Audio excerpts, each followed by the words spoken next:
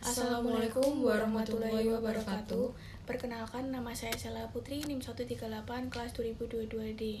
Perkenalkan, nama saya Najma Aurel Rahman, NIM 125, kelas 2002D. Di sini kelompok kami akan menjelaskan apa itu hak asasi manusia. Hak asasi manusia merupakan hak dasar yang secara kodrati melekat pada diri manusia, bersifat universal dan langgeng.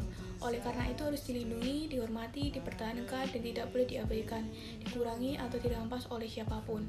Selain hak asasi manusia, manusia juga mempunyai kewajiban dasar antara manusia yang satu terhadap manusia yang lain, terhadap masyarakat secara keseluruhan dalam kehidupan bermasyarakat, berbangsa, dan bernegara.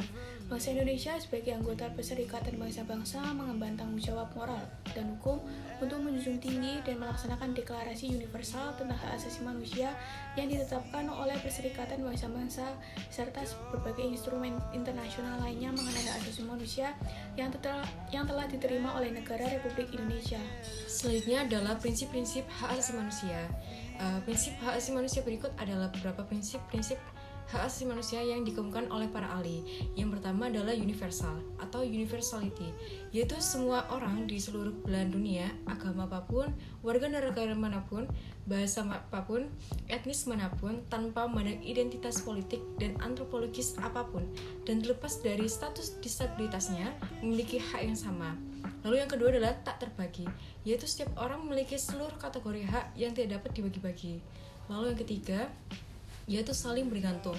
Pada prinsip ini, jenis hak tertentu akan selalu bergantung dengan hak yang lain. Sebagai contoh, hak atas pekerjaan akan bergantung pada terpenuhinya hak atas pendidikan. Lalu yang ketiga adalah saling terkait, yakni sebuah hak akan terkait dengan hak yang lain. Misalnya, hak untuk hidup, hak untuk menyatakan pendapat, dan hak memilih agama, dan lainnya. Lalu yang ketiga adalah kesetaraan mensyaratkan adanya perlakuan yang setara, di mana pada situasi yang berbeda, dengan sedikit perdebatan, maka diperlukan secara berbeda.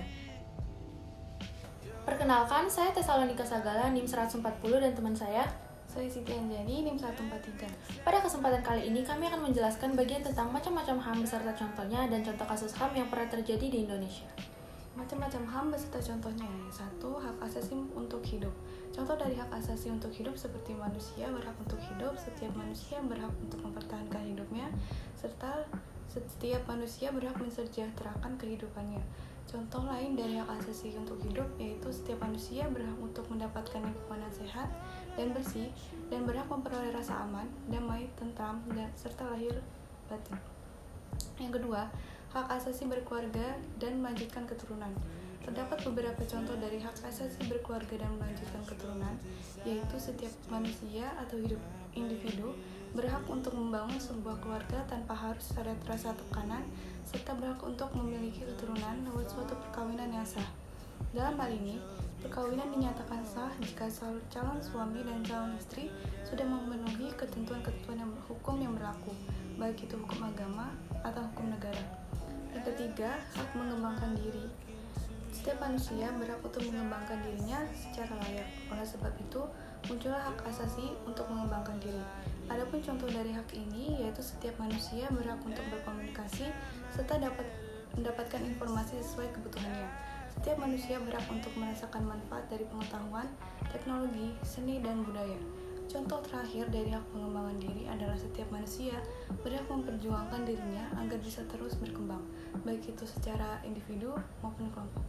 Yang keempat adalah hak memperoleh keadilan. Setiap manusia berhak untuk mendapatkan keadilan yang sama di mata hukum, sehingga tidak ada diskriminasi terhadap individu atau kelompok tertentu.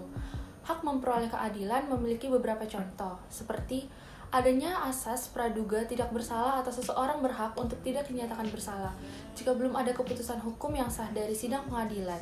Selain itu, setiap manusia berhak memiliki bantuan hukum saat dimulainya suatu penyidikan hingga putusan pengadilan. Yang kelima ada hak atas kebebasan pribadi dalam kehidupan sehari-hari. Setiap manusia berhak untuk menentukan kebebasan yang akan dipilihnya. Kebebasan itu masih akan diperolehkan selama tidak merugikan atau membahayakan orang lain. Contoh dari hak atas kebebasan pribadi yaitu setiap orang bebas menentukan agama yang akan dianutnya. Setiap orang bebas untuk menentukan pilihan politiknya. Setiap orang juga bebas untuk mengeluarkan pendapat. Setiap orang bebas untuk menentukan kewarganegaraannya dan sebagainya.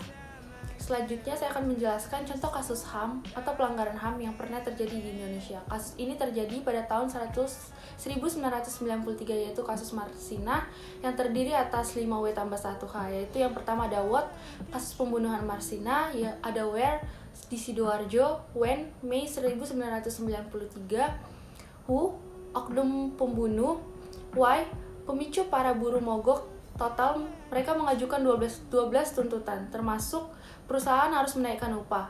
Marsina dan rekan-rekannya dianggap menghasut buruh lainnya. Dalam kasus ini, oknum pembunuh melanggar hak hidup seseorang atau kasus HAM berat. Nah, selanjutnya ada How. Setelah melalui proses kasasi di MA dan menghasilkan keputusan bebas murni terhadap para terdakwa dalam kasus Marsina, tidak serta-merta menghentikan tuntutan masyarakat luas, bahkan internasional melalui ILO yang senantiasa menuntut pemerintah Republik Indonesia untuk tetap berupaya mengusut tuntas kasus Marsina yang dalam catatan ILO dikenal dengan sebutan kasus 1713. Sekian penjelasan tentang hak asasi manusia dari kelompok kami. Terima kasih.